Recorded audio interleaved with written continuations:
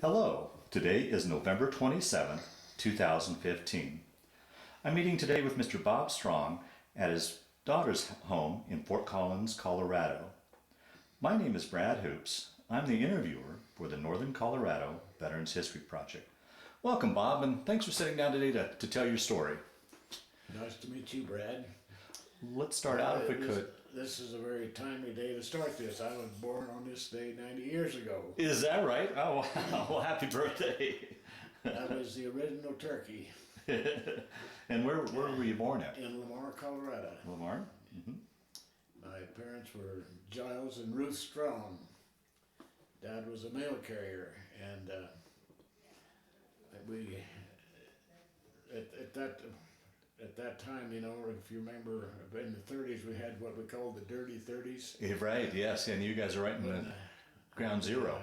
I can remember as kids why it gets so dusty, the big old dust storm would roll in from the north, look like a cloud bank coming in.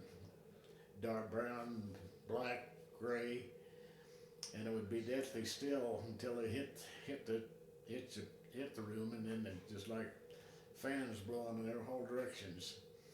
And they would let out school, and we'd come home. We lived about a block from school.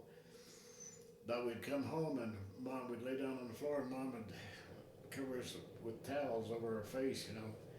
Because at that time, we didn't have the triple pane windows to filter out some of the dust. And the dust would seep through the windows, and we'd lay there with wet towels over our face, and she'd hang up wet sheets over the windows, you know, to try to collect some of the dust. And Dad was carrying mail out south of Lamar, and it was worse out there. He'd come in just covered, plastered with dust, and his eyes would be full of dust. And had a lot of old ranchers out there about to starve to death. And Dad literally kept some of those people alive with things, or cast-offs. He'd take them out there, and he was a mail carrier, as I said. He met one old timer there at the mailbox there one day, and he had a toothache, and he couldn't afford to go to town and have a dentist do it, so they talked it over, and Dad, he asked Dad if he could pull his tooth for him. So he laid on the running board of the old Plymouth, and Dad pulled his tooth for him. He went on his way. Wow. And you guys put up that, it was a 10-year, almost 10 years of that. Yeah. And compounding that, I think your dad had a job and such, but and I don't know what kind of memory you have of it, but was your family affected by the Great Depression? No, in fact, being employed by the post office, we had a pretty good job. We were one of the upper class, you might say, as far as income, and we never wanted for anything. We had a cow that Dad milked and a garden, and I really can't remember there was any kind of sacrifice at all on our part. No, that's good. So, but as I say, some of those old dryland farmers were about starved to death out there. No, I had a good childhood. Had good parents. Yeah. Dad was he's probably one of the few pure Christians I've ever known. He was just a great guy. Yeah. Oh, wonderful. He was in the Navy in World War I, and then the Army in World War II, and then the National Guard in between. So your dad served in World War II as well? In World War I. Oh, World War I? Yeah. And then he was, now, what do they call them? Called into active service there when the World War II started. But he was too old to go overseas, so he was in what they call special services.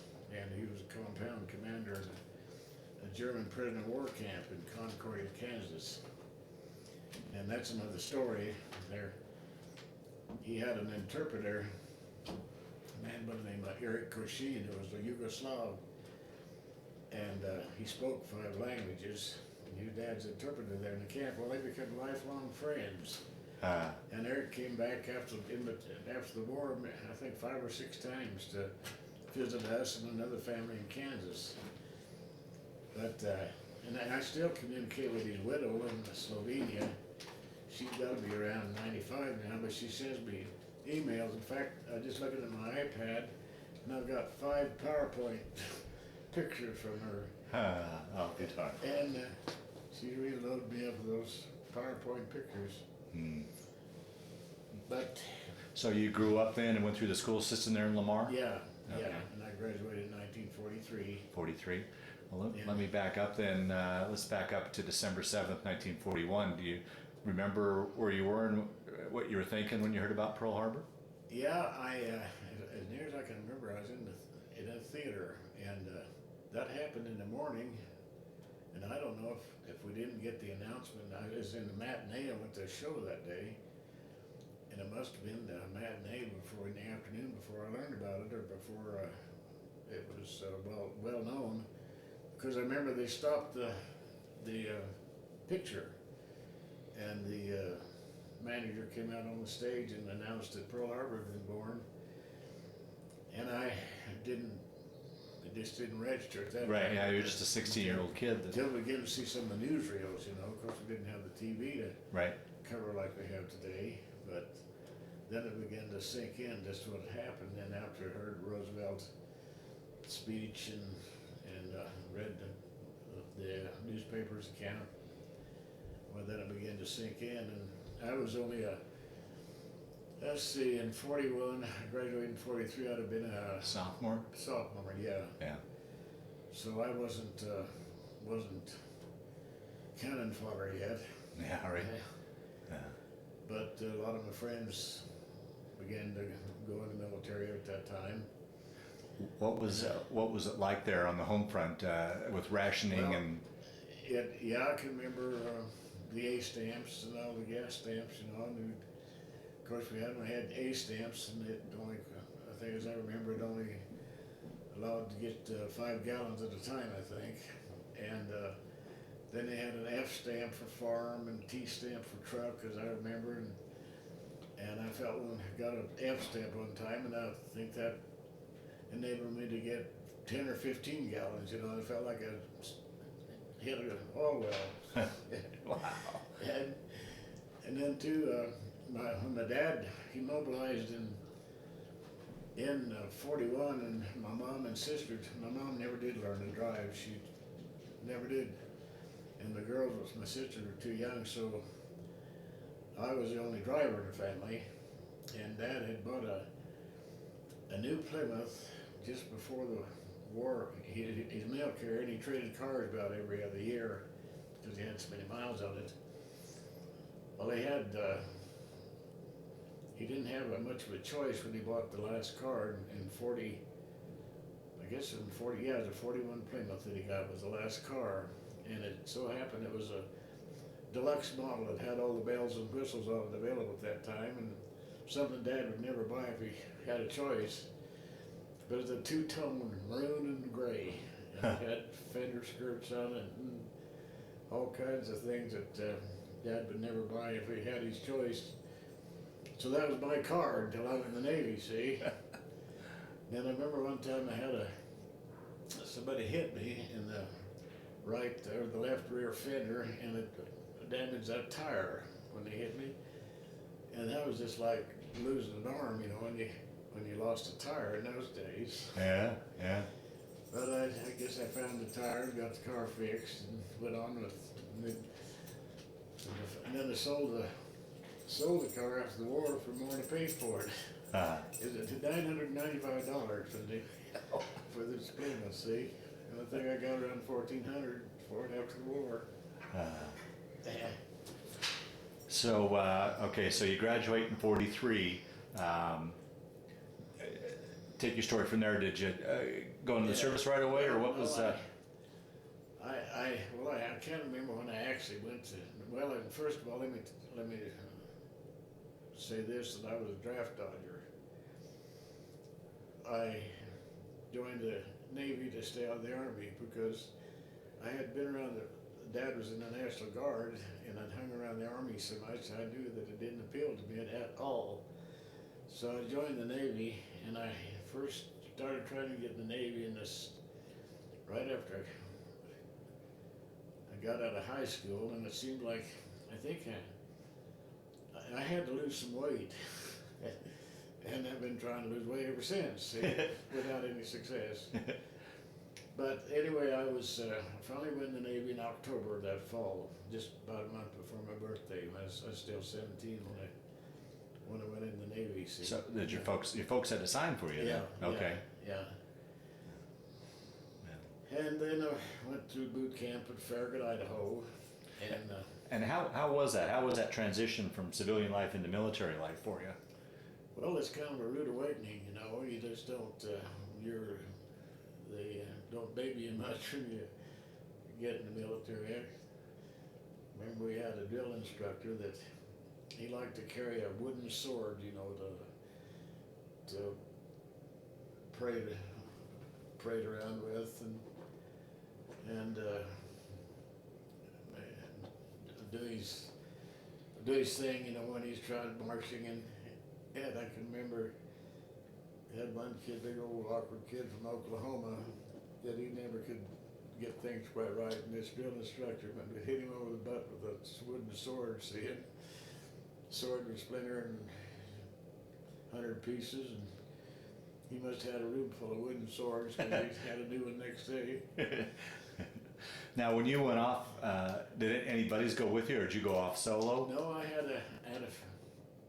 had a friend that went with me, and we thought we'd be together forever, but we got separated somewhere after boot camp. Well, for one thing, I got sick before I graduated and had otitis media. That's the mother of all earaches. Mm. And I had about maybe a week or 2 weeks before we actually graduated from the boot camp. I went in sick bay, and it really didn't take too long to clear that up. But then they put me in the hospital as mess cook in the mess hall, see, and I had to stay there an extra month, so I didn't get home until about a month after I normally would if I hadn't got sick. So we got separated then. I never saw him till after the war. He went one way and I went another. So you eventually got through boot camp and then got a furlough and came back home? Yeah. You got to leave after boot camp. And then where'd you go? And I think that was maybe 2 weeks. And then I went from there to a place called, it was in Oxnard, California, Port Hueneme. In the, now my dates and places are beginning to get a little confused right That's now, fine. but see, it was, I know, it was what we called it, Argus, Aviation Radar Ground Units. I was supposed to be attached to that unit, and went from there to Ream Field. That was a field below San Diego, right on the Mexican border. And there, I wasn't there too long until they disbanded that and turned that particular function over to the Marines. So then from there, we went to the boot camp there in San Diego, the training base, and went into the amphibious division, and went from there to Coronado, the strip there below the Coronado Hotel in San Diego. What do they call that? The Silver Strip, I think. And there went to the amphibious training base where we learned how to operate the Higgins boats. Oh, right, yeah, okay, yeah. Or the LCVPs. Mm-hmm. And then that's what I did the rest of my service. Now, how did you get into that? Is that is some sort of testing, or how did you end up in? Well, it was just kind of luck of the draw. Oh, was it? Okay. Yeah. I really didn't apply for any school or anything. I just took what was offered, and ended up in the amphibs. Because I was only 18 at that time, and my grades in high school were just average, you know, kind of a C student, occasionally a B, but mostly C's. So I wasn't officer material or anything like that. I just didn't try to get in any kind of school. and they seem to need volunteers for that. So that's what we did, and then from there on we were assigned to a ship, what they call an attack, no, an assault transport. Actually, it's an APA, which means auxiliary transport assault. We carry the troops and then have the boats on the ship to land them on the beach. Okay. What was the name of your ship? The Highlands, USS Highlands. Got a picture of it there, and Leslie stuck Okay. there. And it's just basically just a cargo ship that they built there in Long Beach in California, and they had hundreds of them. They all carried about 1,500 troops and 22 to 25 boats on them to land the troops. Okay. Went through all the training process to learn how to land them on different beaches and different conditions and things like that. Wow.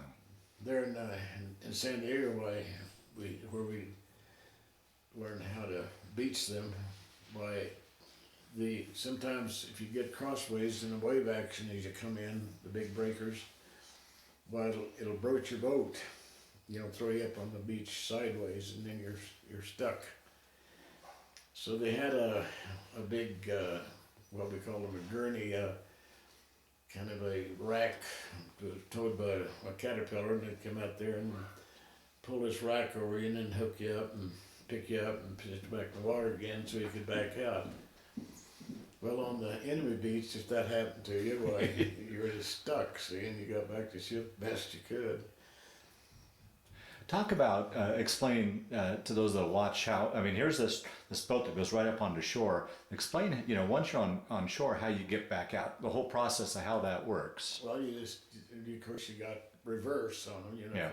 reverse, and then you got to know how to swing your bow, to keep it straight, how to correct your wheel, which way to turn it, if it's going this way, you turn this way, and vice versa, and back and forth, and try to keep your stern straight as you back out. And of course, the wave action is always working against you all the time, kind of rolling in, throwing you around, tossing you around, and it just depends on how the condition of the waves are. There in San Diego, why we had big waves, small waves. And the funny thing about all this, is I'd never seen the ocean when I went in the Navy. Well, that's going to be my next question. When you go to sea, here's this landlocked boy from the eastern plains of Colorado going to sea. How was it for you? Would you get your sea legs, or how was traveling? Well, I never would pitch my cookies, so I guess I got used to it. The thing about it is, we would go out in the morning on these boats and be out there all day, and I could not relieve myself off the side of that boat to save my life, which I had to do, And my bladder would be about to bust when I'd get back at night. But that, we learned how to handle that as we got more experienced. Yeah, we pretty much. Well, there at Iwo Jima, for example, we were out in the boats 5 days and 4 nights. We had to live, eat, and breathe there in the boats, and we had sea rations, and we'd warm our spaghetti or canned eggs or whatever it was on the manifold of the Gray Marine, and warm our dinner up that way. So you complete your training there in San Diego, and then take your story from there. Then. Well, we had a lot of exercise off of on the beaches there in Hawaii. Oh, then from San Diego you went on to Hawaii? Yeah. Okay. And that was our first stop. We had, I can't remember how many days or weeks we were there, just going through all kinds of exercise. And we had always timed the disembarkation to see how fast we could get the boats into the water and start coming alongside to take on the troops, and we were always working against the time clock for that. And I was going to show you where my boat was in that picture. Yeah, we'll definitely get that. Okay, yeah. Anyway, we'll get to that for sure. My boat was in the on the number one hull there, up there in the forward part of the ship, and it was set in a cradle, and it had two right over the hatch, and then a cradle, and then two more on top. Well, my boat was right on the hatch, so they would, when they would get ready to lower the boats, they'd always pick the top boats up and with the boom and swing them over to the side of the ship and hold them there until they gave the signal to away all boats, as they call it, when they gave the signal. Well, this crew, there's a crew of 4 in there, and they could be standing in the boat when they dropped it in the water. Then they took their sling off the hook, and they pulled the hook back up, and a deck crew hooked our boat on, and then they picked it up and came over to the rail, and as they didn't stop at the rail for us, so we had to jump in the boat as it went down, see, and I've often thought of that many times since, and I can't ever believe I was that nimble. Yeah, right. Yeah. But then we'd go out, and then they'd signal us when we were loading troops to come in. They had 4 different disembarkation points along the side of the ship there, where the troops would go over the side and come down in nets and Mm-hmm. boats. Mm-hmm. So there were a total of 8, 4 on each side, and then we come along the station that we were assigned to, and troops would climb down the net, and then we'd go out and rendezvous. And what that amounts to, you just start running around in circles until you're ready to go in on what they call a wave, and that's when you line up off the beach and then go in together. Well, we often thought that there was a reason for that because after you bounce around the boats for a while, the troops begin to turn green, you know. And we used to think that they did that to make the troops willing to fight anybody just to get off those damn boats. Yeah.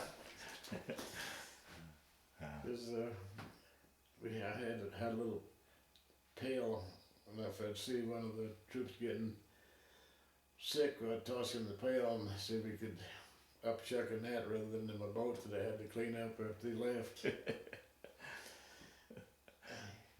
So you said there was a crew of 4 in. Yeah. Coxswain and 2 seamen in the motorback. Okay. And I figure you may have mentioned it earlier, but how many Higgins boats would you guys carry? Or would be on each APA? Well, on our ship we had 22 Higgins boats, so it was just 36-foot plywood. Actually, they're mostly plywood. Yeah, see. right. They do have metal sheeting about 3/4 of the way back, and then the ramps steel, of course. Had 22 of those, and then 2 LCMs. Those were in the Higgins boats. You could carry about 36 men or a jeep and other supplies. And then the LCMs, those are what they call landing craft mechanized. They could carry a larger vehicle or a small tank. No, they're all steel, all metal.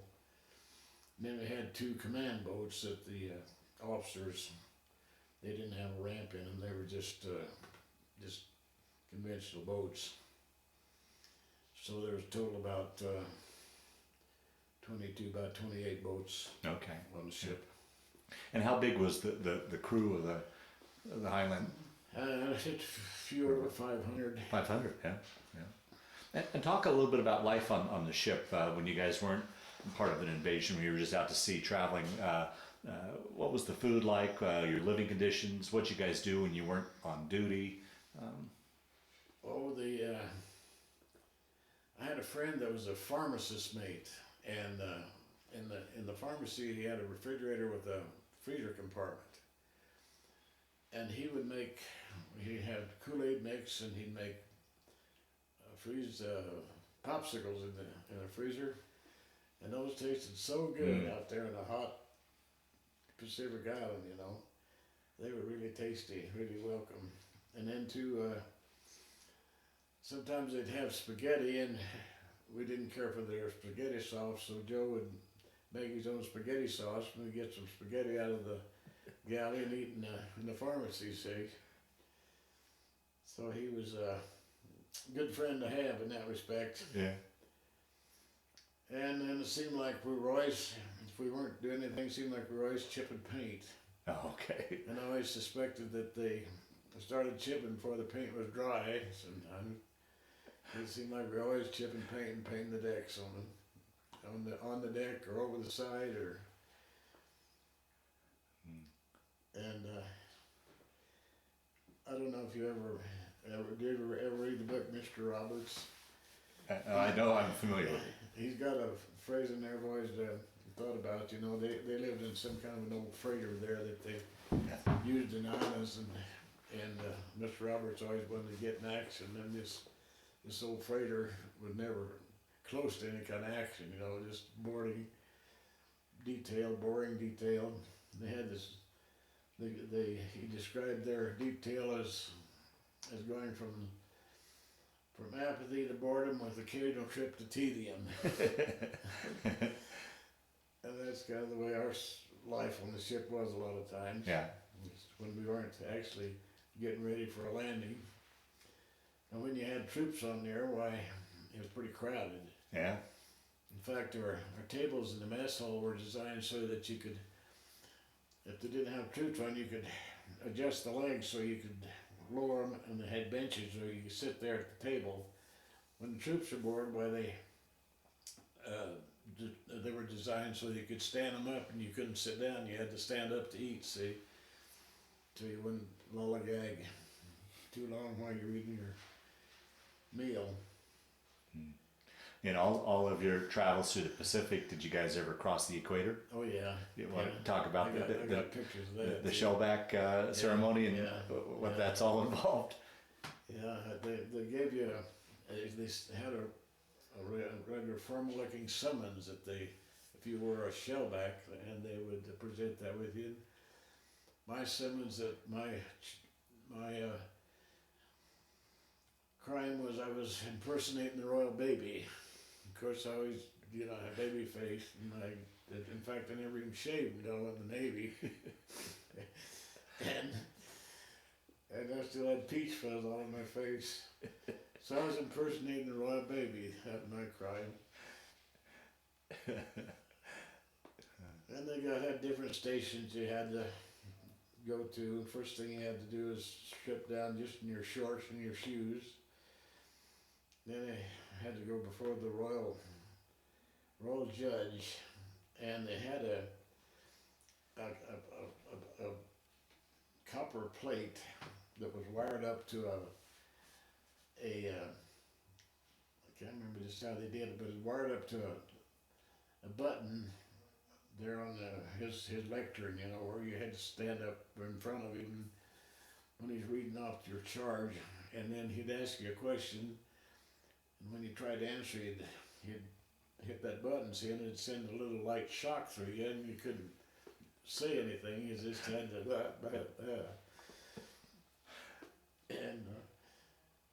and then they let's see. Well, then they had to go over and kneel before the King Neptune and Queen Neptune, and the royal baby was there.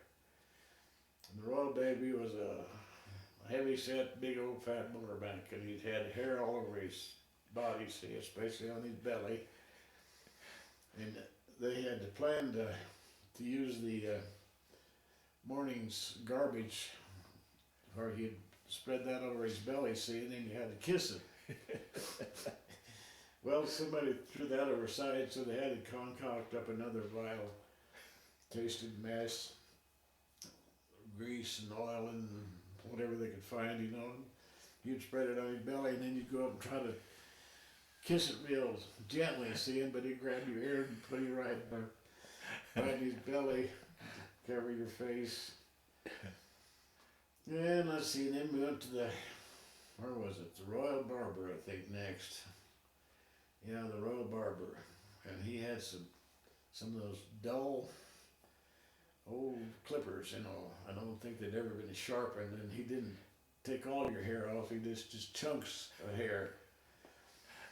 And so you had to get a haircut, you had to have your head shaved after you finished, but then he had tincture violet. You know what that is? Yeah. It's a purple ointment or something they use for scabs or something, skin condition. He'd use that for hair tonic and rub that in, see, so afterwards you all had purple heads for weeks after that.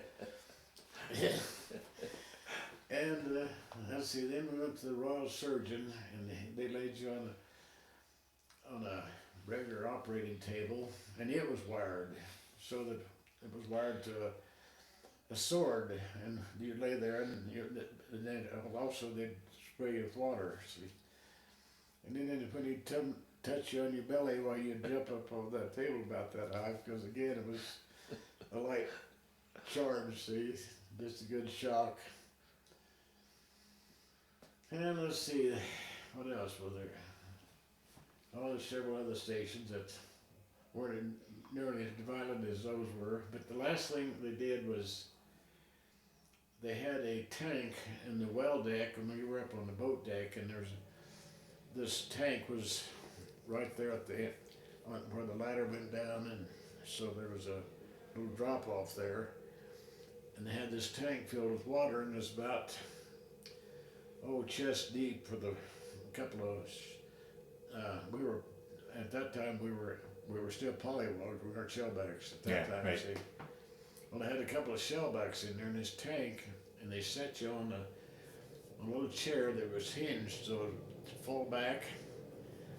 So they'd set you there, and the last thing they did was pour this oil and then graphite over your head. See, so again, you look pretty rough when you got through with all this. And then they flopped this chair back over, so you were completely submerged in the water when you fell over there. And when they let you pop up, and you had to say, I'm a shellback as loud as you could, and if you didn't, why, they'd hold you under the water there until you fought your way loose again. Yeah. Funny. Well, let's take us on a journey now through your travels through the South Pacific. Well, let's see, from Hawaii, why we picked up the 5th Marines, and of course we had never heard of Iwo Jima at that time, and it was all hush-hush. And we had to depend on Tokyo Rose to find out where we were going and what was going to happen. Yeah, right, yeah. She'd always tell us you're going to be all killed. And Right. she played good music, though. Yeah. And let's see, we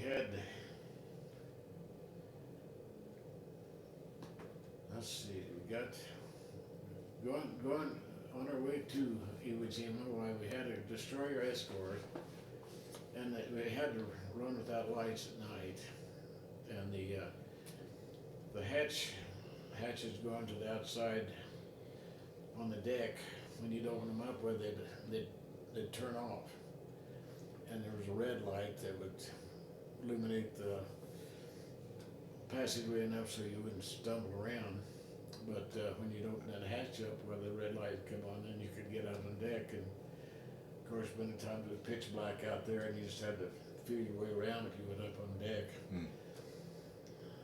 But so going over there, they did have some of the destroyer escorts had to drop depth charges. They thought a sub was following us. Wow.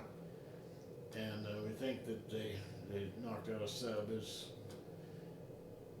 kind of interesting when you see them drop those depth charges. You know, they literally shake the whole sea. They've got so much explosive in them. Then I got there on the morning of February 19th. I got the daily. Every day they put out a daily log of what the day's activities were, you know, and I got one from that particular day. It's kind of interesting. I got a copy for you if you'd like to have it. Wow.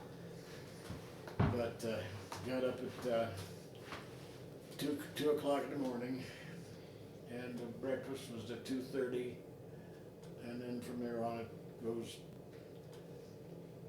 such and such, you know, right down to the deembarkation, the troops, and what's going on, and then of course it was still dark when we got off of Iwo Jima, and then we began to get light. Well, there you could see old Suribachi off there in the distance, and dark gray morning, you know, kind of, well, it didn't look very hospitable looking. What goes through really a kid's mind as you're driving this boat really into harm's way? What are you thinking as you're Well, you know, I guess I'm never really scared. really, yeah? You're apprehensive, and really, you always think that it's going to be the guy beside you that's going to get it rather than you. But still, you're pretty apprehensive, and understand. I feel like compared to what the Marines went through there, I had a piece of cake, because as far as that particular day and our particular time that we went into the beach, everything went just as it should have, as we've been trained to do and practice and everything. We went in a little after 9, maybe 9:15, somewhere in there, and if you read anything about the landing on Iwo Jima, why, you know that the Japanese commander had ordered his troops to let the Marines load the beach, and that didn't, so they went ashore, loaded the beach, so probably for an hour after it started. And the first waves in there were the Amtraks, you know, the tractors with the Marines in, and then we came in behind that with the boats. And at the time we actually touched the beach, while the wave action was moderate and fairly calm, we slid up there and slid on the beach and dropped the ramp, and no resistance, just deathly quiet. The wind wasn't blowing and wasn't raining or anything. Perfect landing, one of the best landings ever made on the beach. And well, the Marines said, "Oh, this is going to be a piece of cake." And really, they had expected see, they'd been bombing that thing for 2 months, right.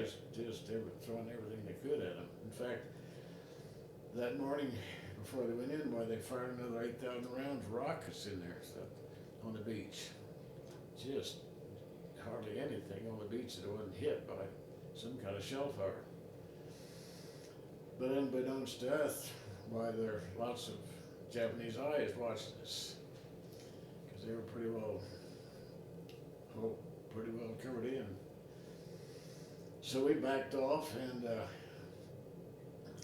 left our Marines there, and they advanced on up it's kind of, the beach rose up in kind of stair steps and had this volcanic ash. There's just, as I remember, I don't remember seeing a green piece of grass or anything on it. It's mostly just black old ash. In fact, I got some in my boat that I still got a bottle of it.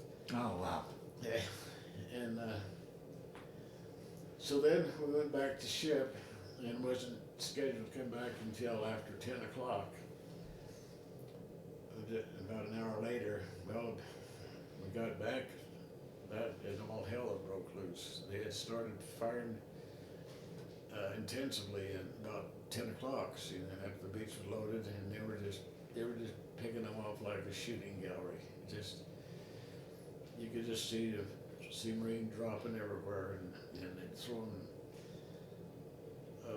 little mortars and other shell fire out there, and they'd hit the group of Marines. You'd see bodies flying in all directions. This is all about probably a good block away. And we're sitting out on the beach watching all this scene. Oh, boy. Couldn't do a damn thing to help them. That's something I've always regretted. You know, I've always had kind of a survivor's guilt, I guess, because you just felt so damned helpless. Could not help those guys at all. Just had to watch them get butchered. And that's why I say I never felt like they ever was aiming at me like they were the Marines. I got a lot of respect for Marines, I'll tell you. I'm glad they're on our side. How far back offshore was the ship actually? Well, it was probably, maybe 2 or 3 or 4 miles. Okay. They were quite a ways out. And I think they could have gotten closer than that. I don't know why they set up that far, but I know. And then we had to pick up Marines and take them back to the wounded Marines and take them back to the ships. They had they used the officer's wardrobe as their hospital rooms where they were working on the Marines, and we had to take them back, and then they'd pick them up off our boat and take them up there on the ship to treat them if they could. So after things kind of settled down, you were offshore and you went back into shore, or onto shore, and Well, no, that's another thing. When we got back there, why the wind and the wave action had come up, and I got pictures of the beach there, and I told you how the boats were broached. Well, so much of the wreckage on the beach were boats that had been broached, and once they're broached, well, then the sand begins to fill in the boats, and they're just kind of a hazard. They're part of the beach. You can't land at that particular point because of the debris in the way. In fact, it got so bad too that when they first started unloading the wheel vehicles, that they were bogging down in the sand, and they had to lay those iron mats okay. down there so that they could get some traction, and they learned a lot about how to land on sandy beaches like at Iwo Jima, and they had to learn quickly because, in fact, at one point they thought they were going to repel us. It got so bad, but there's just a sheer volume of numbers that overtook them. Wow. Oh man. So you. So we couldn't. I didn't finish my story. Yeah. We couldn't land it from that point on because of the wave action and the debris on the beach, because our boats were more of a menace or a hazard than they were any kind of aid. So if we had anything on our boats, we had to transfer it to a larger amphibious vessel like an LCI that were more stable on the beach. And in fact, at one point there, it never happened to us, but the LCBPs would have to throw a line to a beach crew, and they would have to stabilize the boat while it was in the water. Well, they were getting picked off as snipers. See, the guys holding the lines, and they'd have to drop the lines, and the boats would get thrown up on the beach, and a lot of confusion there for a little bit. But I don't know if you've ever seen any pictures. I got some pictures of what the beach looked like at that point, and it was a mess. Wow. So anyway, we never touched the beach again after that. If we had anything that had to go ashore, we'd put it on the LCI, and also we'd pick up the wounded from the LCI or another large ship and take them back to our ship. Wow. So you more or less had a front row seat to all this, watching all that. It's kind of like watching a newsreel, just. I did there first night. We was sitting out there off the beach, and it was about wee hours in the morning, and I was sitting on the engine cover and tending the boat, and the rest of the crew was down there in the well trying to get a little shut eye, and I was about half asleep, and still a lot of shelling and star shells over the island, and all of a sudden, clunk, something hit my helmet, and I held my hand down. There was a hot piece of shrapnel hit the helmet and dropped down. My hand is still hot. Oh, But it was well spent, you know. It wouldn't have hurt me if I hadn't had the helmet on. But I call it my John Kerry wound. wow. Yeah, I still got that little piece of shrapnel. So you never went back to Woke me up. the ship. You stayed in your Yeah, we just stayed off the island until we were ordered to. But we never went back aboard ship until we were through. We stayed there in our boats until we were through the campaign. Did you happen to see the raising of the flags? I did. Yeah. We were sitting right down off the coast, off the shore there, and we looked up there and said, "Look at there, the Marines painted at the top, and there the flag was." They were, you know, they're just big enough you could see what they were doing up there and see them scurrying around up there, but didn't realize it's that significant until read the paper later. Yeah. And turning around and looking in the other direction, describe. I've just heard the stories of all the ships. What that was a sight. You know, I've got one of the books I read about Iwo Jima had a Japanese officer's accounting of it, and he told us about how that they knew we were coming, but they didn't know when.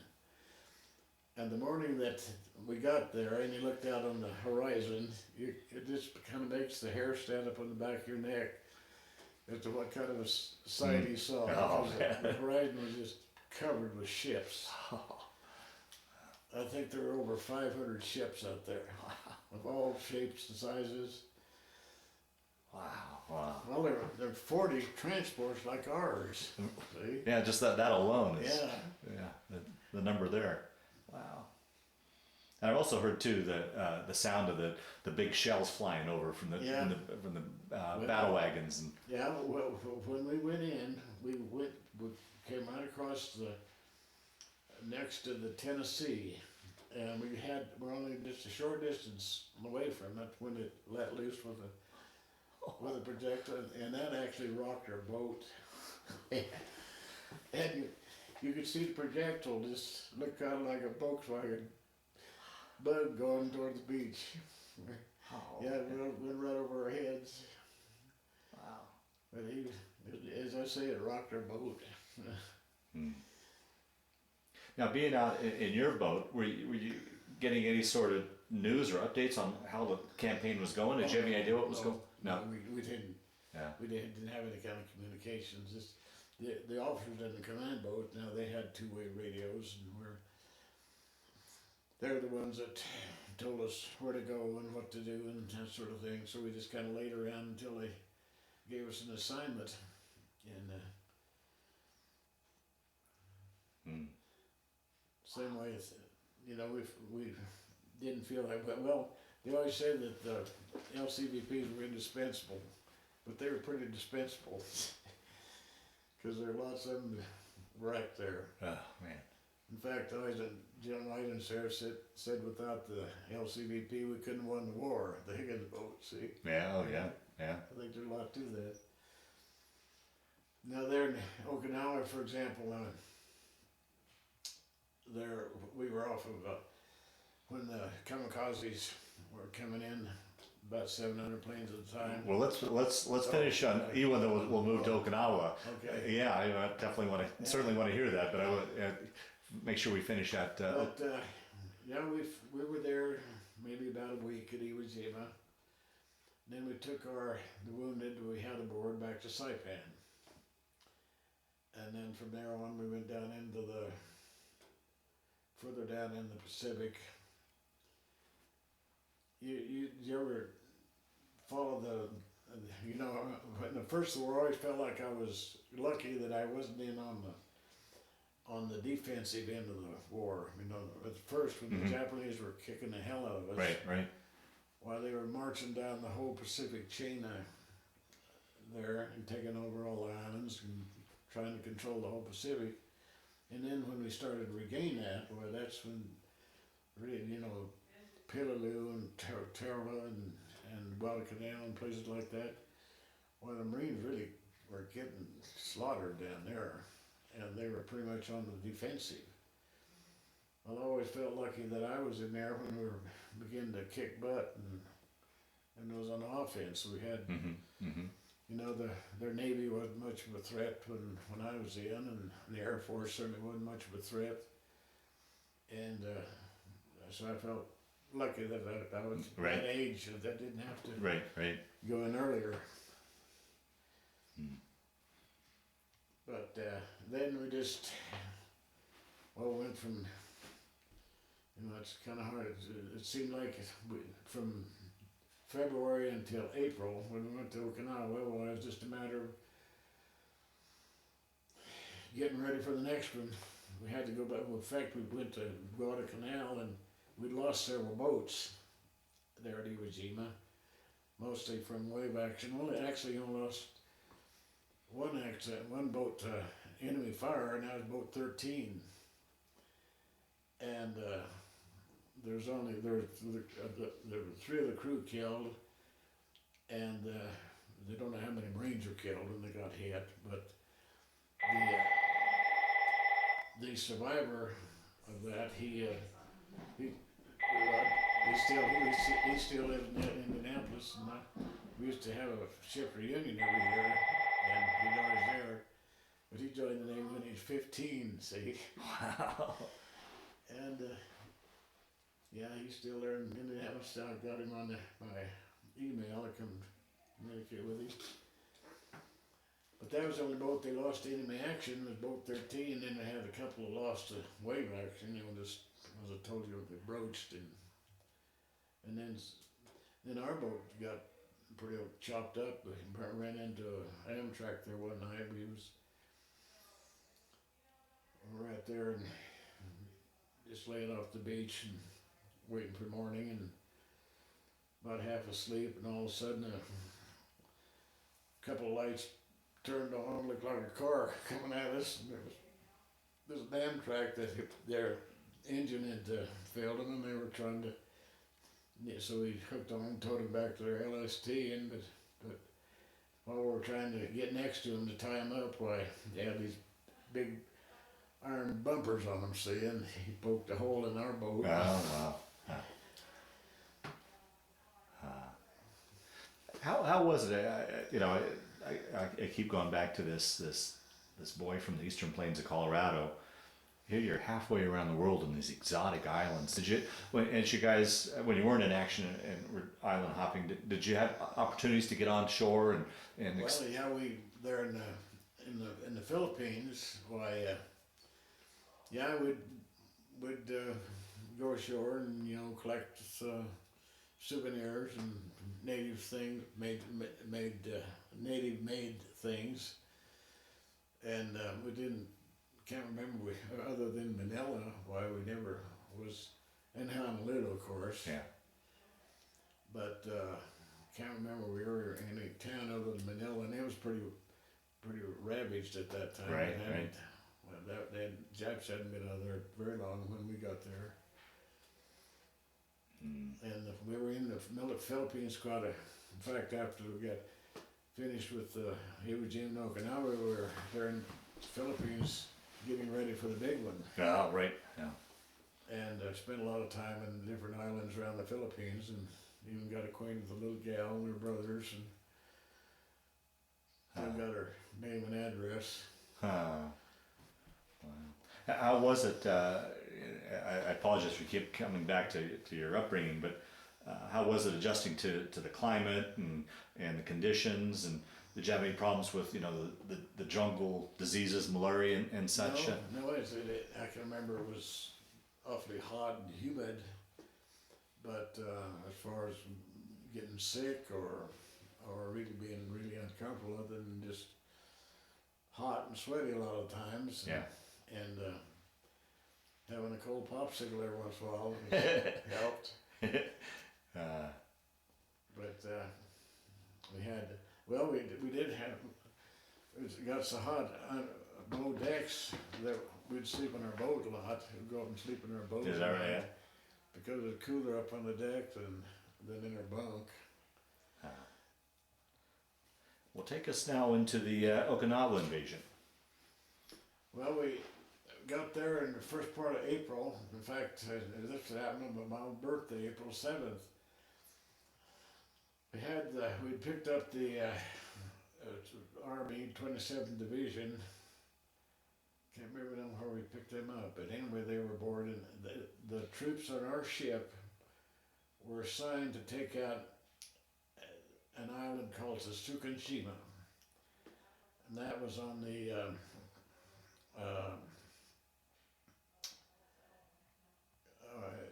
gotta stop thinking how which side it was on now. East side. Are you familiar with Okinawa at all? I think so, yeah. Well, this was the big anchorage on the east side of Okinawa. That time it was called Nagagasukawan, but they later changed it to General Buckner Bay.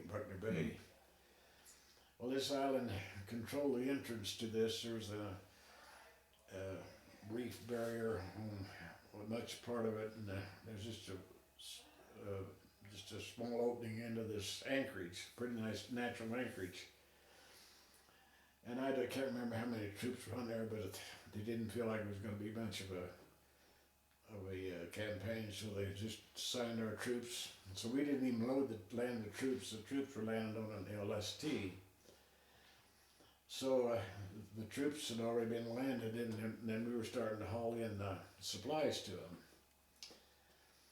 And this was a nice April morning, very nice, pretty warm, and the sea was pretty calm, and we thought we were just kind of lollygagging along there, not worried about anything, relaxing and heading into the beach, and all of a sudden there were a few water geysers started popping up off to our right, and had a shore battery on there that were firing at us, see, and we had, it depended on what we had aboard. We had signs on we could change on our boat so that the beach party would know what we had. Like if we had medical supplies, there's a Red Cross. Okay. If it was food or water, why there's a big blue seal on a white background. If we had ammunition, it was a white background with a bullet-shaped projectile. Well, I don't know if it was imagination or not, but it seemed like it was coming closer to the boat with ammunition on it than it was the other boat, see? Yeah, right. And I don't know how many rounds they fired out there, and we were beginning to get a little concerned because they were getting closer, see? And just then we heard some shell fire going off behind us, and there was a destroyer that was covered at sea. And they saw this howitzer was, see, and they knocked him out before they got any closer to us. But that's about as close as they came to us. Just. Wow. Holy cow. And then after that only lasted a couple of days. Then we picked up the troops, and as we were there, we had on the beach there. We were trying to load a small howitzer and the crew with that, and a sniper took a few shots at us and kicked up the sand around us before we ducked. But then they knocked him out too before he could do any damage. So that was about the only times that we felt where they became halfway close to us. Then we picked the troops up there and moved them around on the other side, up in Naha, and landed them on there, and that's where we were when the kamikaze started coming in. And that was quite a show, they'd come in just trying to hit anything that they could get to before they were shot down. Fortunately, they had so many transports there, they were only interested in the carriers and the battle wagons and things like that. That's what they were gunning for, if they could hit them first. But some of our transports did get hit though, but about the closest our ship came to it when one of them came across the fantail there, quite a ways away, but he was on his way down into the drink.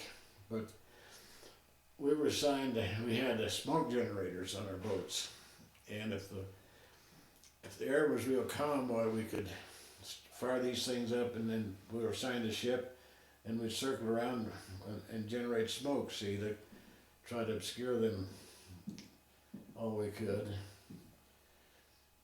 And that was a dirty job. We'd come in covered with all the greasy smoke all around the face. Wow. Wow.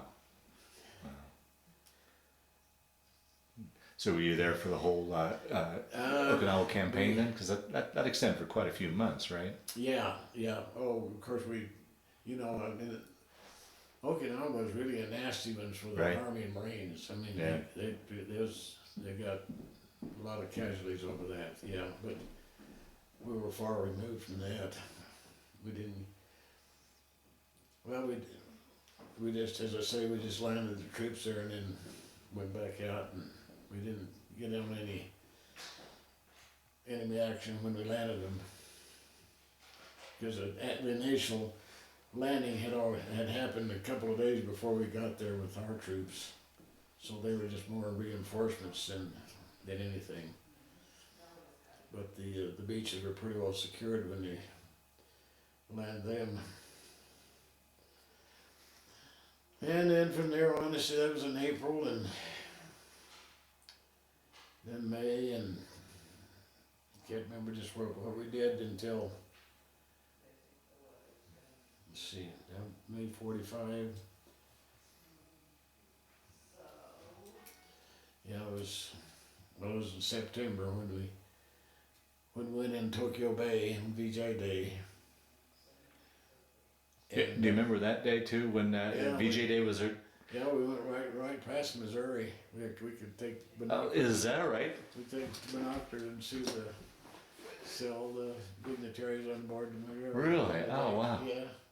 Well, backing up, do you remember when it was announced that Japan had surrendered? Was there a celebration on the ship and such? Yeah, that was in the Philippines. Of course, there's lots of rumors, about this new weapon that we had. Yeah, right, yeah. And what would happen, all kinds of things, all kinds of rumors. Can't remember some of them now, but then when they finally dropped the bomb and they finally surrendered, why we were out in the boats and the ship started blasting V on the horn, that.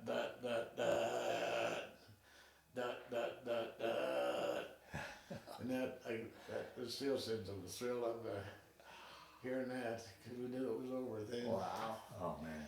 Wow. Could you have any sort of concept? They talked about these two big bombs were dropped. Did you have any sort of concept of what this thing was? Not until after it happened. Yeah. We Yeah. just knew that there was we just thought it was a conventional bomb, Yeah. Right. Atom bomb was. Right. We didn't know what that meant. Yeah. Right. Oh man. Oh, that must have been such a relief to hear that horn. Yeah. That you just can't believe all the rumors and stuff about that goes around, and just a tiny bit of it's true. Yeah, so. right. And so with the war over, then you guys made a beeline for Japan then, huh? Then after that, we got rid of the boats, and I was a low point man at that time. I was not married, and I was still young, and I had to stay aboard the ship. And well, to explain to those that listen, to get out of the service, it was based on a point system, building points up. Oh, I was going to say there, one thing about there in Tokyo Bay that day, I think they must have had every plane in the Pacific that flew over that. Yeah. And it looked like locusts just flying over. Show of power, yeah. That was one of the most thrilling sights I have ever seen. And you can imagine what the Japanese must have thought. It was definitely a show of power. You're right, yeah. Wow. And the sad thing about it, I don't know if we could ever do that again or not. Yeah, right. I don't know if we got the guts to do it. Yeah. So when you guys were in Tokyo Bay, did you have any opportunity to go ashore there? Or? No. Well, We did. We went into some kind of we went into Yokohama with the first occupation troops, see? Oh, so you guys were hauling in occupation troops? Okay. Yeah. We Okay. took first occupation troops into Yokohama, and had to have a Japanese pilot come on the ship and guide us in, and we really didn't know what to expect. In fact, we had to go down the ship's channel to some point down there in the shipyards. Went past some of the old rusted out, bombed out ships, hulks and so forth, where they'd been bombed pretty heavily. Mm-hmm. And I remember we had two 30 caliber machine guns on our boats. And as we went in there, we never fired them at anybody. Just practice. You know, Mm-hmm. we never had a chance to kill anybody with them, but we were a little bit apprehensive about what we might find back in there. You know, whether they were really going to surrender or not. Right. Yeah. And there was a house there, a home, right along this channel as we went in, and suddenly the door opened and a couple of kids come running out down to the water's edge to, I guess, just to see what was going on. And their mother came screaming after them. You know, she thought sure the Americans were going to kill them and eat them. Right. And she shoot them back in the house. That was the only people we saw. It seemed like there was some kind of a small island, and there they let us go in and drink some beer before we went back out. Had a little R&R, but that's the only time we got on to Japan beach.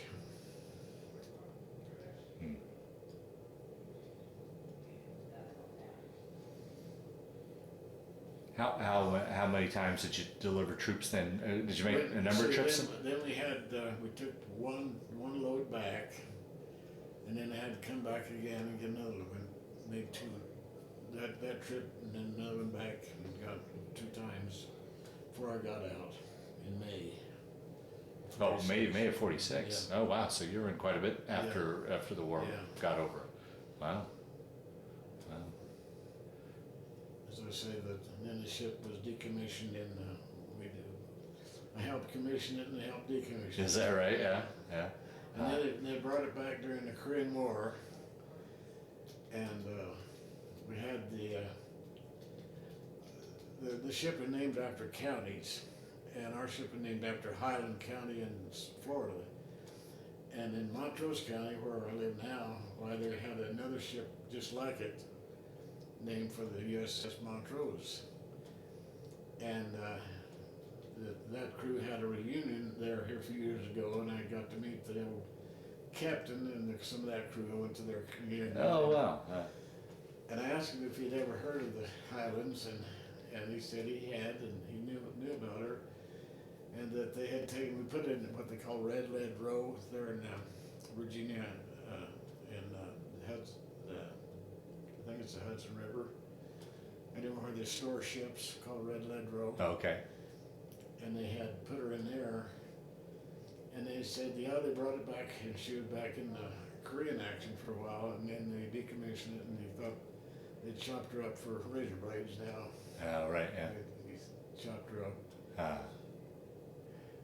So take your story then. You brought the ship back to the States, and that's when you got off, and were Yeah, just after it was decommissioned in Virginia, in Virginia Beach.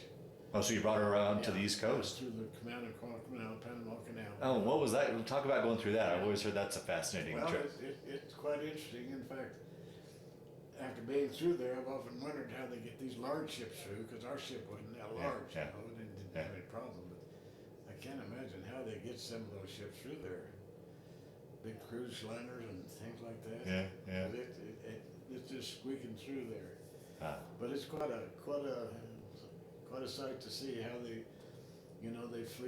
flood one dock and they raise you up and lower you down and raise you up and go through there. Wow.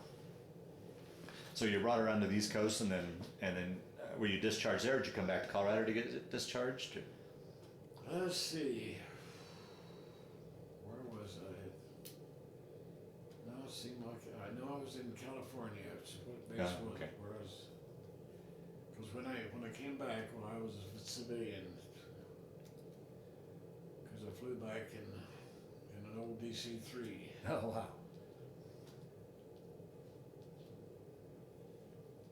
But you were discharged out in California somewhere I then. thought I flew back with gnats, and I thought there was a government division called National Air Transportation Service, and Nats was some enterprising fellow that had taken the name Nats and had an old DC-3, and he flew us back and just about froze our butt off because it didn't have any heat, and we sat there alongside but it didn't have seats in it, just kind of bucket seats alongside the fuselage, see? Now, had you flown before? Not, I had, but not in the military. Oh, okay. I mean, I've been in a plane before. Oh, okay. I've been in the Navy. The first plane ride I ever had was in an old Ford trimotor. Wow. They landed there in Lamar, and Dad took me up in a trimotor. Wow. So you got back home. I can't imagine. Did your folks ever talk about what they were going through with you out? I mean, and talk really, I guess, backing up. Talk a little bit about communications. I mean, in today's age, we've got computers and cell phones and such. What options did you have? Well, we had V-mail. V-mail, yeah. Yeah, I said they have email. We have email now, and we had V-mail then. Yeah, right. But the Century, he would cut all kinds of lines through your Right, yeah. through your letter, and when you'd read it, you could look through it. Yeah. And it never felt like we knew that. Well, as I say, Tokyo Rose knew more about what we're doing than we did. But before I went over there, I thought I'd been real cagey and real smart. I assigned the different islands with women's names, and of course I never heard of Iwo Jima or Okinawa then, so I didn't work in that case. Oh, yeah, when you really needed it most. But Hawaii and Philippines and things like that. I'd call Hawaii Mabel and Philippines Agnes and things like that. So I'd write Mom a letter and ask her about Agnes, and Gotcha. she Okay. knew who I was talking about. See, but I don't think I had the occasion to use that very many times.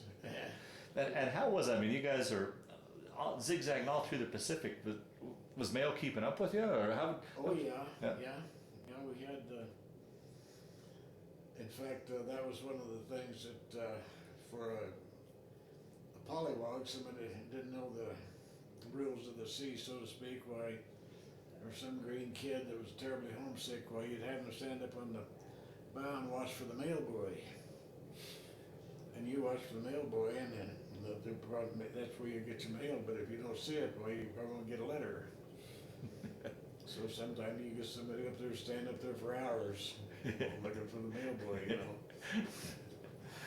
And speaking of homesickness, how was that for you? Did you Well, ever have any problems with that at all? Oh, or- I was homesick, but it never made me homesick. It never Yeah. made me sick. I remember one little kid there in boot camp. Boy, howdy, he was just miserable. He just cried all the time. And funny thing about it, after boot camp, I must have seen him a year or so later, and he was one of the wildest, rauncest sailors you never want to meet.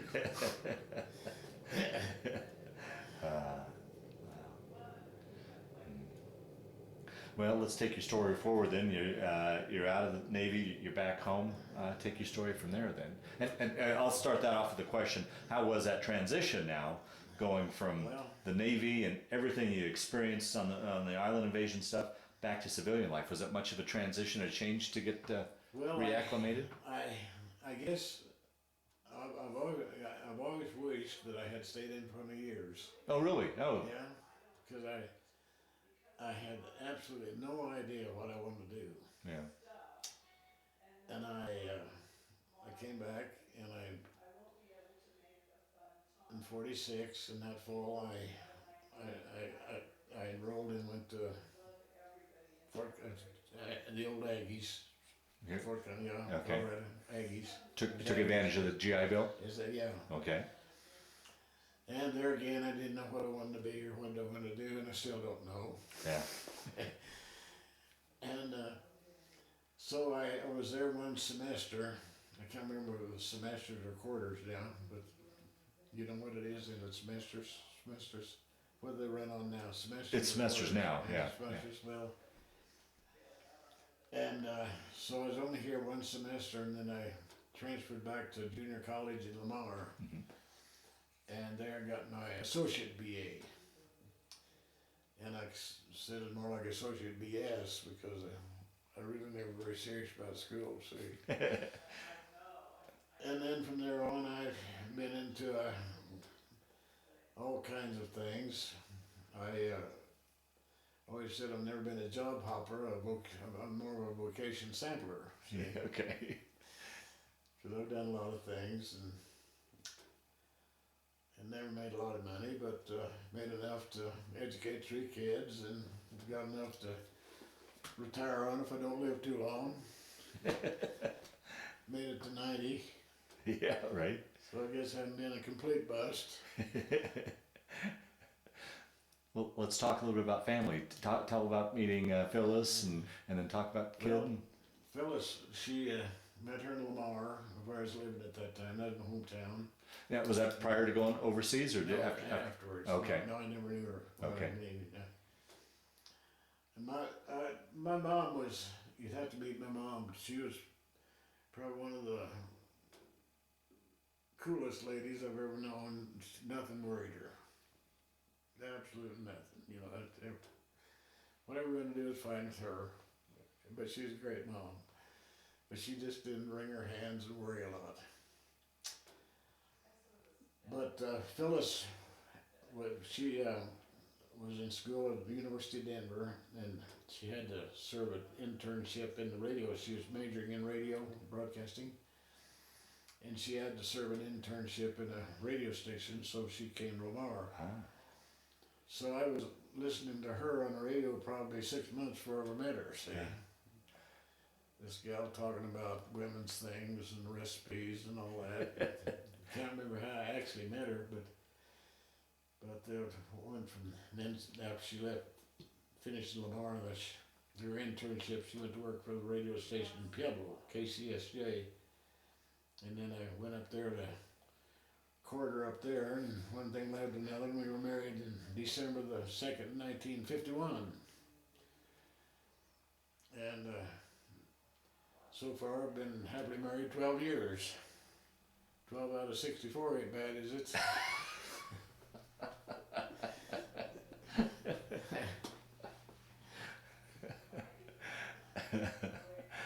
She's heard that old joke so many times, just she's pretty used to it. Oh. And you mentioned you've got 3 children? Yeah. Leslie and Deanna and Jay. Leslie was born in 55, and Deanna in 59, and Jay in 63.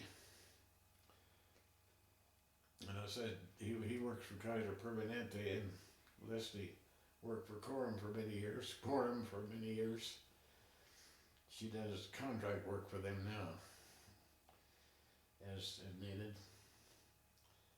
And Deanna had 2 boys, Scott and Ryan.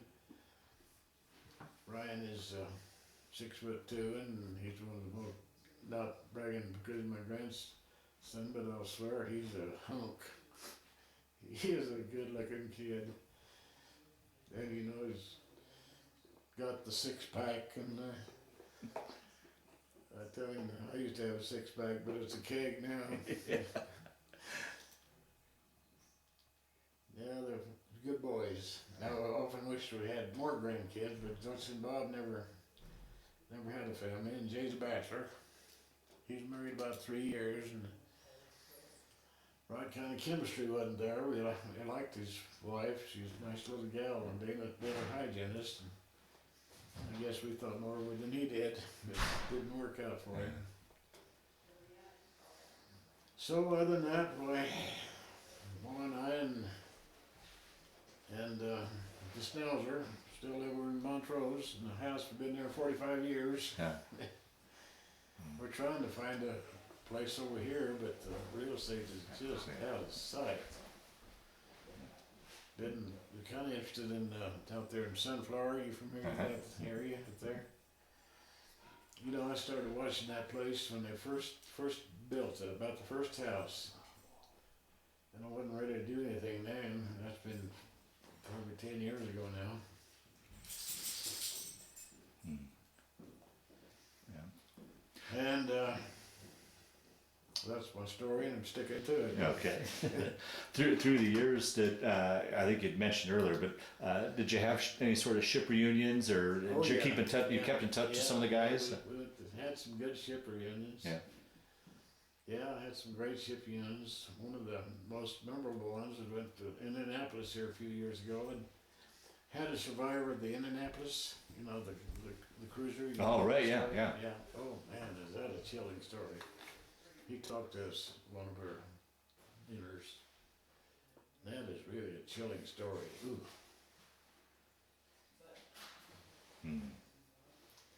And we went to San Diego and Houston and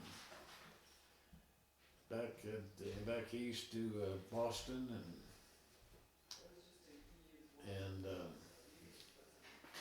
Kansas City, and yeah, all of us are too old and too dead anymore though. We haven't had one now for about 5 years. Yeah. Still communicate with a couple of guys. Fellow back in Wisconsin and the Indianapolis one, and would have another one in Florida.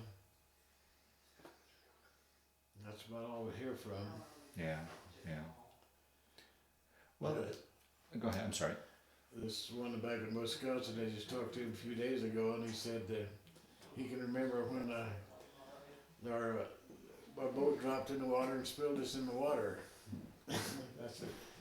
Ray, you might be thinking about another crew, because that never happened to us, but he couldn't remember where our boat was on the ship, because they had on the number one hole they used a boom to lower some water, and others they had daffets that you've seen like on these cruise ships, you know, where they got the boats on the side and they're dropped down. Oh right, okay. Two hooks. Okay. Two cables. Well, they had the same sort of ring to drop these boats, and had two hooks. Ours just had one hook, and one of the hooks failed and dropped the bow down and dumped the crew in the water. And of course, they got lifesavers on. They didn't drown, but they fished them out of the water. But he thought that was my boat. Yeah. Said, no, Ray, you got the wrong boat, wrong crew. Well, Bob, as we wind down this interview, is there anything I didn't ask you that you wanted to talk about, or any of the stories that have floated to the top as we've been sitting here talking? So that ideally, we round out your story. I know we probably only got the tip of the iceberg, but rounded out fairly well, or do you think we by and large captured most of everything? Oh, I think we hit the best points. Okay. The last question I always like to... Rest of it may be just a bunch of lies. So. Is that right?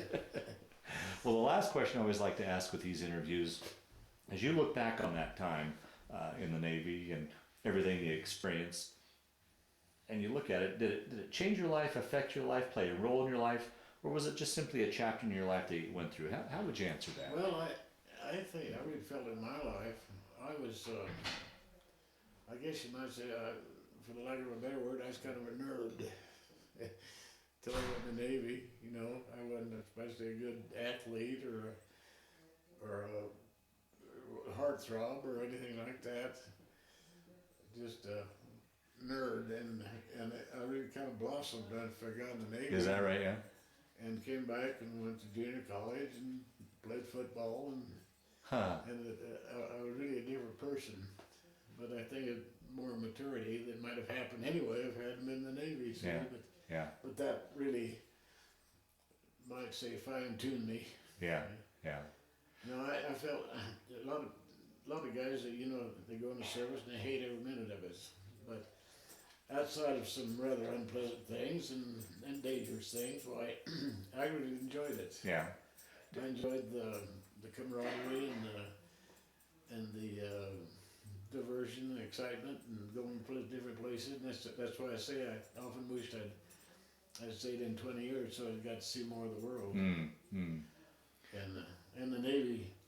I don't know that I'd want to be in the Navy today with our present Commander-in-Chief. I'm afraid that he would put me in harm's way in ways that I wouldn't appreciate. Right, right. Well, how was it as far as, I mean, you saw some pretty horrific things. Were you able to put that behind you, or did you have any post? Post-traumatic. Yeah. No. Oh, good. No. In fact, over there in Montrose, I have a social science teacher that calls me in about every year with a group of veterans to talk to their classes and just answer all the questions they want to ask about it. But I think it's mainly I'm concerned about how history may be rewritten by some of these schools, particularly about our atomic bomb. And I always try to remind the kids of what was at stake then and what it was like, and what it might have been like had we not dropped the bomb. You more than likely, good chance you wouldn't be talking to those kids today. You wouldn't be talking to me today. You wouldn't be here today. Yeah, right. Yeah. Just probably saved my butt. Yeah. And another thing, I try to remind kids about how different it might have been at Pearl Harbor had the Japs done things a little differently and had a little better luck. What might have happened? Right. If they would have been on the West Coast, and how far would they have gone in to the mainland? And I don't think kids realize that either. Right. Yeah. But no, I don't mind at all. In fact, when Leslie told me you wanted to talk to me, I guess I have a little trouble. I feel kind of, they have on Memorial Day, we have the veterans all has a free stuff, free dinner, free breakfast, free car washes, everything else. I'm a little embarrassed at times because I think there are a lot of families that need that more than I do. Same with seniors, the seniors get 10% off, and I feel like there are a lot of families that could use that 10% off more than I could that need it. Yeah. And I really, and I don't like to be portrayed as any kind of a hero, because to me the Marines and then these kids in Afghanistan that step on these IEDs and things like that, now to me they're the heroes, because I never had anything like that happen to me or even came close. But boy, these kids that lose their arms and legs and sight, and those are the ones I think are the true heroes. Because I felt like, as I said, my Navy career, I felt like everything went just as planned without much deviation. Well, very good. Well, Bob, I want to thank you for sitting down to tell your story today, but just as important, I want to thank you for your service to our country. Yeah, I appreciate that. Yeah.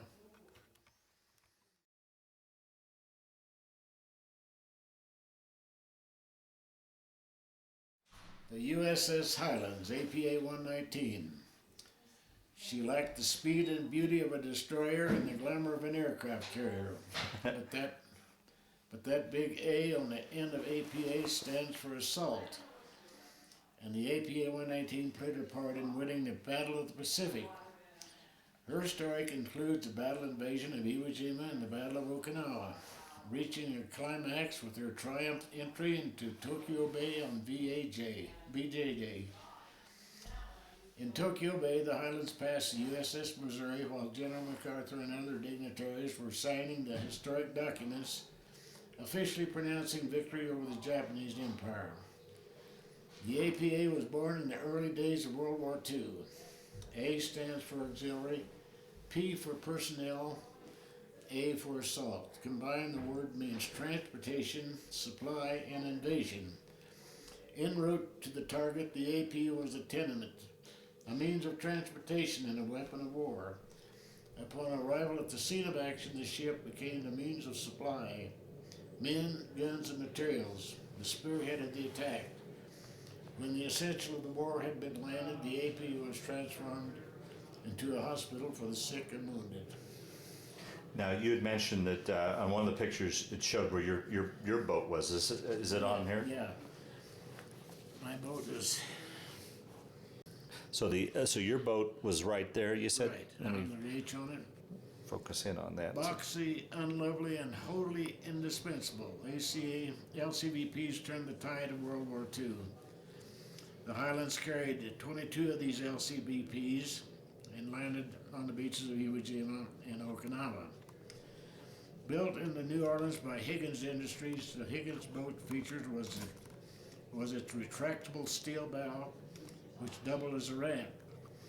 As the boat slid onto a beach, crew members dropped the ramp and troops ran to the shore. The coxswain then backed off the beach and returned to transports to pick up more troops.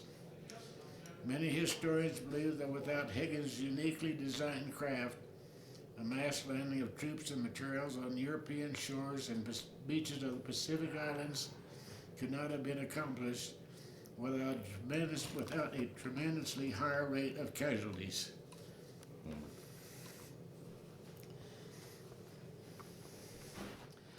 Bob, talk a little bit about your boat here and what. Give us a rundown of the boat, if you could.